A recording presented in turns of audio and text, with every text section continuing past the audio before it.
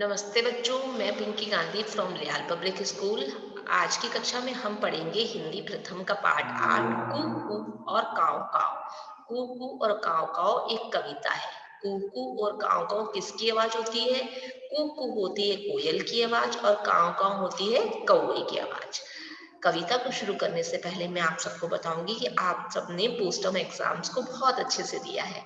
अब आगे की परीक्षाओं की तैयारी करने के लिए आप क्या करोगे? साथ साथ में अपने वर्क को नीट एंड क्लीन कंप्लीट करोगे और लर्निंग भी साथ साथ में करोगे, है ना?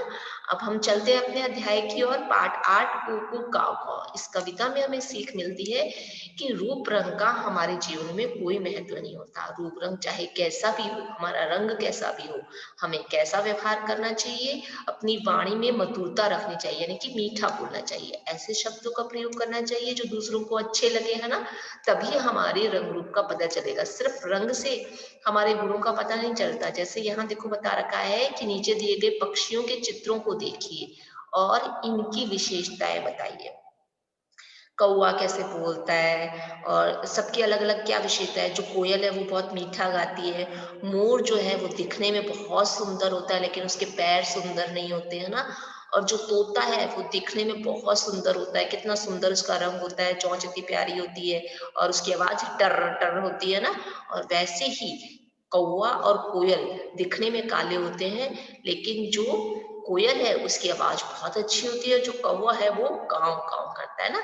मीठी बोली अपनाओगे सबके प्यारे बन जाओगे। अगर आप अच्छा बोलोगे, बहुत प्यारा प्यारा बोलोगे, तो सब आपको प्यार करेंगे और सबके आप प्यारे बन जाओगे। ऐसे ही हम आगे कविता की ओर बढ़ते हैं। कविता की ओर बढ़ने से पहले हम क्या करेंगे? इसके शब्दार्थ को देख लेते हैं। सूरत, सूरत का मतलब होता है शक्ल, चेहरा। भेद, भेद का अर्थ होता है रहस्य, अंतर। हैरानी, अचरज, आश्चर्य। भ्रम, संदेह। हौवा यानी कि भूत। जब हम कहते हैं किसी बात का हौवा मत बनाओ, यानी कि भूत से मतलब होता है। ठीक है, कविता की ओर बढ़ते हैं। कविता में देखो एक पेड़ पे कौवे को बता रखा है और दूसरे पेड़ पे कोयल को बता रखा है और नीचे बच्चे खेल रहे हैं, इस चित्र को दिखा रखा है। और हम अब कविता की ओर चलते हैं। पहले इस कविता को पढ़ ली, उसके बाद में आपको पंक्तियों के साथ में इसके अर्थ को समझाऊंगी। कोयल काली कौवा काला, दोनों के तो रंग एक है। फुदक फुदक कर उड़ते रहते, दोनों के तो ढंग एक है। सूरत से ही उनकी आदत कभी नहीं जाती पहचानी। भेद नहीं खुलने पाता है, देख देख होती है रानी। किंतु बोलते हैं जब दोनों, मिट जाता है भ्रम का हौवा।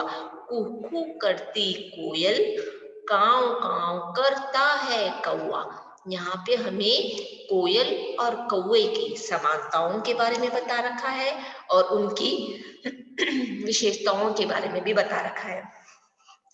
जैसे पहले पैराग्राफ में पंक्तियों में हमें कह रखा है कि कोयल काली कौवा काला, दोनों के तो रंग एक है। जो कोयल होती है और कौवा होता है दोनों ही काले रंग के होते हैं। दोनों का रंग कैसा होता है? काला होता है। फुदक फुदक कर उड़ते रहते, दोनों के तो ढंग एक है। दोनों का ढंग एक जैसे, एक कैसे है? दोनों जने फुदक फुदक कर उड़ते रहते हैं, कभी इस पेड़ की डाली पर कभी उस पेड़ की डाली पर, यानी कि यहाँ वहां उड़ते हुए जाते हैं। दोनों का ढंग भी एक जैसा ही है। दोनों की जो रंग है वो भी एक है, दोनों का जो ढंग है वो भी एक है। सूरत से ही उनकी आदत कभी नहीं जाती पहचानी। उनकी सूरत यानी कि शक्ल दोनों की कैसी है? काली है। तो दोनों की आदत और दोनों की जो सूरत है उससे हम कभी भी उनको पहचान नहीं सकते। दोनों की शक्ल भी एक जैसी है, दोनों का रंग भी एक जैसा है, तो पता नहीं चलता कि कोयल कैसी है और कौवा कैसा है ना? भेद नहीं खुलने पाता है, देख देख होती हैरानी। उनको देख देख के बहुत हैरानी होती है कि उनका जो भेद है, जो अंतर है, वो कभी भी खुल नहीं पाएगा, यानी कि हमारे सामने नहीं आ पाएगा। इस बात से हमें बहुत हैरानी होती है। किंतु बोलते हैं जब दोनों मिट जाता है भ्रम कहा हुआ।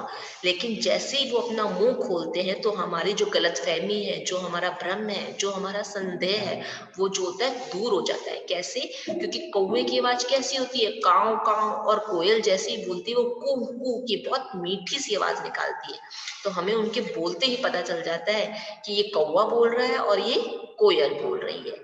कुह कुह करती है कोयल, काव काव करता है कौवा। कोयल कैसी आवाज निकालती है? कुहू कुहू की आवाज निकालती है, और कौवा जो है वो काव काव करता है। तो क्या बताया गया हमें इस कविता में कि कोयल और जो कौवा है दिखने में एक जैसे होते हैं, और उनके जो सूरत और जो उनका ढंग है उससे हमें उनके अंतर को पहचान में नहीं ला सकते। लेकिन जैसे ही वो अपना मुंह खोलते हैं और बोलते हैं तो हमें पता चल जाता है कि ये कोयल बोल रही है और ये कौवा बोल रहा है। तो हमें इस कविता से क्या सीख मिल रही है कि हमें अपने रंग रूप पे या किसी ऐसे सुंदरता पे हमें घमंड नहीं होना चाहिए, बल्कि हमें अपनी वाणी में मधुरता लानी चाहिए। हमें मीठा मीठा बोलना चाहिए और हर एक से प्यार से और इज्जत से बात करनी चाहिए, तभी हमारे गुणों की पहचान हो पाती है। जैसे कोयल और कौवा बोलते तो अपने अपने शब्दों में, लेकिन जो कोयल की आवाज होती है वो इतनी अच्छी और मीठी होती है सुनने में कि जो उसका रंग है ना वो दिखाई नहीं देता, सिर्फ उसकी आवाज सुनाई देती है। इसलिए कोयल को सुनना हमें अच्छा लगता है और जो कौवा है उसे हमें सुनना अच्छा नहीं लगता। अच्छी थी ना कविता? तो हमें भी किसकी तरह बनना चाहिए? कोयल की तरह बनना चाहिए, मीठा मीठा बोलना चाहिए, ताकि हमें सब बहुत प्यार करें।